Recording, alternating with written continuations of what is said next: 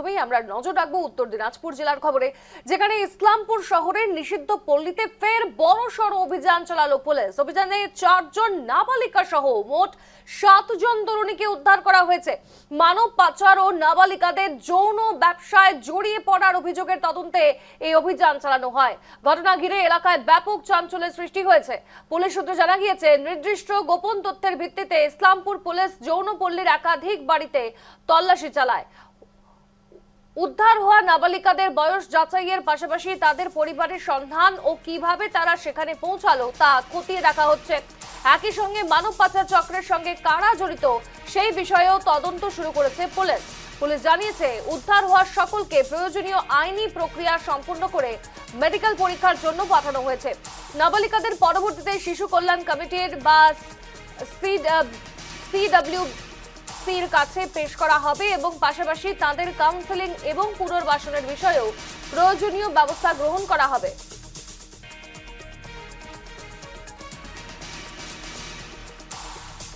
উত্তর দিনাজপুরের ইসলামপুরের নিষিদ্ধ পল্লীতে পুলিশ অভিযান চালায় এবং ব্যাপক চাঞ্চল্যের সৃষ্টি হয়। সেখানে 4 জন নাবালিকা সহ মোট 7 জন তরুণীকে উদ্ধার করে পুলিশ এবং মানব পাচার ও নাবালিকাদের যৌন ব্যবসায় জড়িয়ে পড়ার অভিযোগের তদন্তে এই অভিযান চালানো হয়। পুলিশ খবর পেয়ে সেখানে উপস্থিত হয় এবং এলাকায় ব্যাপক চাঞ্চল্যের সৃষ্টি হয়। তারপর জানা যায়, গোপন তথ্যের ভিত্তিতে ইসলামপুর পুলিশ যৌনপল্লীর একাধিক বাড়িতে তল্লাশি চালায়।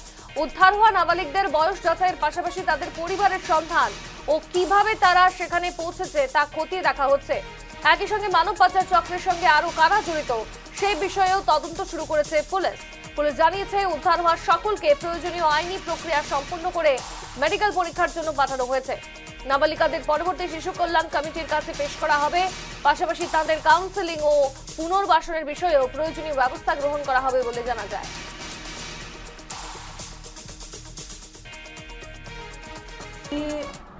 প্রায় 6 দিন হয়ে গেল আমাদের এই ইসলামপুর এলাকায় মিউনিসিপ্যালিটি এরিয়ার মধ্যে, মানে একেবারে শহরের মাঝে একটা ব্রথেল চলছে। নিষিদ্ধ পল্লী বলে আমরা বাংলায় বলি, এবং দেখা যাচ্ছে যে সেখানে নিয়মিত নাবালিকা সন্তানদের বেচা কেনা চলছে, যেটাকে বলা হয় গার্ল চাইল্ড ট্রাফিকিং বা হিন্দিতে আমরা বলি তস্করি মেয়েদের। সেটা আমরা এই জায়গাতে যা আজকে আমি বলছি সেটা আগেও পুলিশ আপনাদের জানিয়েছে। সেটা হলো প্রথমে 17 জন, তারপর 24 জন, এবং আজকেও যে অপারেশনে আমরা ছিলাম পুলিশের সঙ্গে এনজিওদের সঙ্গে সকলকে নিয়ে, তাতে আমরা দেখলাম যে 4টি নাবালিকা আজকেও আমরা নিয়ে এসেছি এবং তাদের উপরে ভেরিফিকেশন চলছে। আপনারা জানেন সেটা সময় সাপেক্ষ। প্রশ্ন হচ্ছে যে এই একটা মিউনিসিপ্যালিটি এরিয়ার মধ্যে যে ঘটনাক্রম চলছে, সেই ঘটনার পেছনে কারা আছে? আপনারা জানেন বিজেপি সরকার এসছে, জনগণের এক্সপেকটেশন খুব হাই। আপনারা জানেন আমাদের সম্মানীয় মুখ্যমন্ত্রী তিনি বলেছেন, শুভেন্দু অধিকারী মহাশয় তিনি বলেছেন যে এই রাজ্যে 0 টলারেন্স, যেখানে গার্ল চাইল্ড বা মহিলা বা মেয়েদের ওপর টর্চার হবে, ভায়োলেন্স হবে, রেপ হবে, ট্রাফিকিং হবে, এগুলো টলারেট করা যাবে না। এবং তারই অঙ্গ হিসাবে আমাদের এই নতুন সরকার, তাদের প্রতিনিধিত্ব করছেন আমাদের এখানকার ডিএসপি, এখানকার আইসি সাহেবরা, যারা এই ইনভেস্টিগেশনের সঙ্গে জড়িত, তারা আমাদের সঙ্গে রয়েছেন। ছোট ছোট শিশু কন্যাদের নিয়ে আমাদের গত 7 দিনে 40 জনের ওপরে নাবালিকা রেস্কিউ হয়েছে। পুলিশের সহায়তায় রেস্কিউ হয়েছে, বিভিন্ন এনজিওর সহায়তায় রেস্কিউ হয়েছে। এসব আমরা হতে দেব না। এই সরকার মানবিক সরকার। এই সরকার যারা কন্যা সন্তান তাদেরকে নিয়ে যদি তস্করি করা হয়, ট্রাফিকিং করা হয়, সেক্সুয়ালি অ্যাবিউজ করা হয়, আমরা এখানে করতে দেব না।